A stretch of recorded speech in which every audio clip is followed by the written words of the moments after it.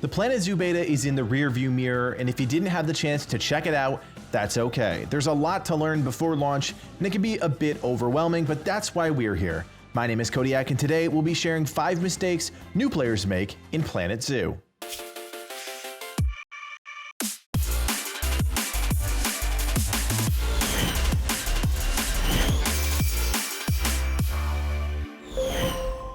Look, we've all been there. We've all tried to play a sandbox simulation game and failed miserably at it. Heck, I'm not afraid to admit I still fail sometimes. But today is all about redemption, learning from the mistakes of the past and building a better tomorrow. Cash is king when it comes to simulation builders, especially right off the bat. It can be tempting to put your heart and soul into the perfect design, every twig and berry in the right place, but the truth is, you've got a business to run and making a profit needs to come first. One of the biggest mistakes I see new players make is spending a lot of money on facilities right off the bat.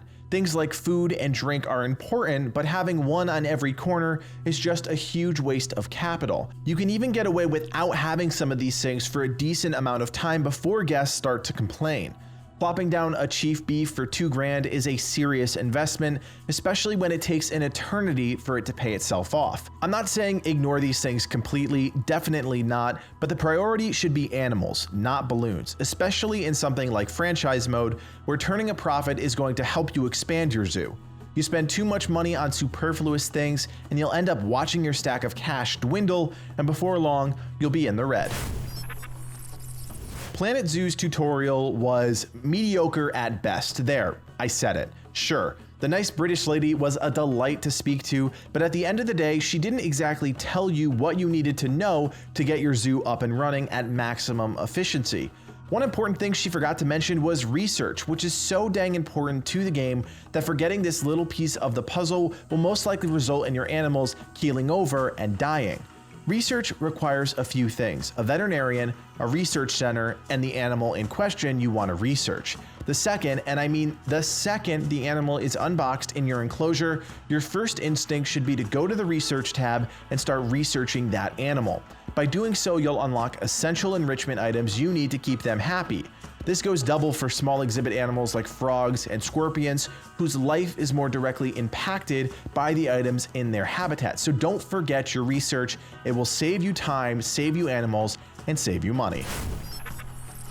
Since we're talking about small exhibits, I may as well lay a hard truth on you. Skip them, at least at the start. Small exhibits are expensive to get up and running, and while you can easily buy a couple bird-eating spiders and toxic frogs, you won't be able to maintain enough research on them early on to keep them healthy. On top of that, small exhibit animals just don't bring in that much coin. I mean, think about it. When was the last time you said, "Hey guys, we're heading to the zoo. I hear they have an awesome dung beetle display"?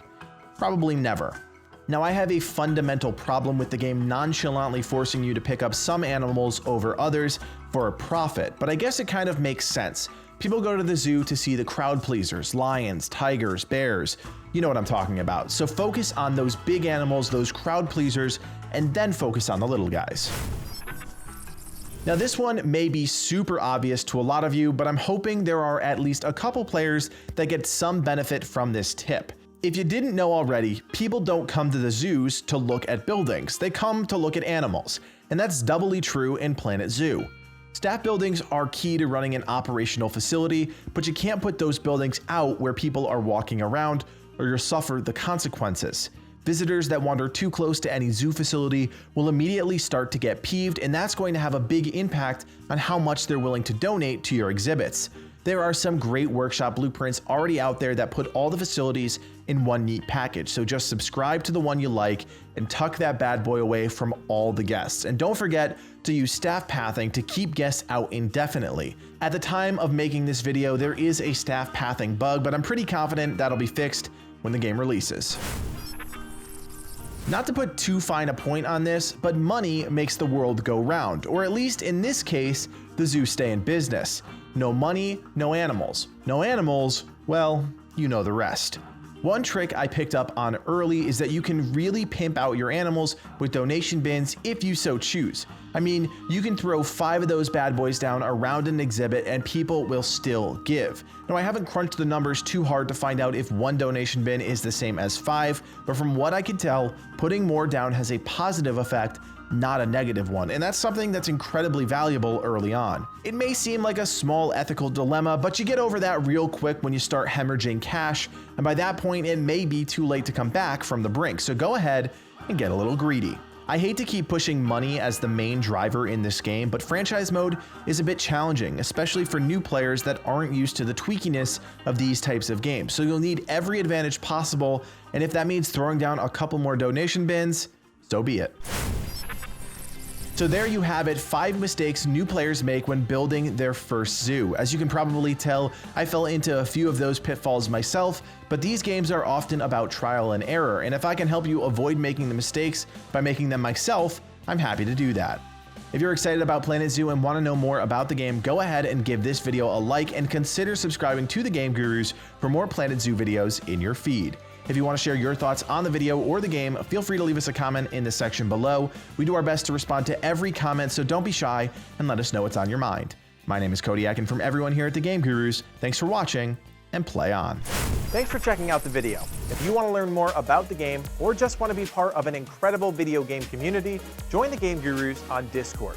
Be the first to know what's going on with the channel and interact with me and the rest of the team on a daily basis. To join, check out the link below.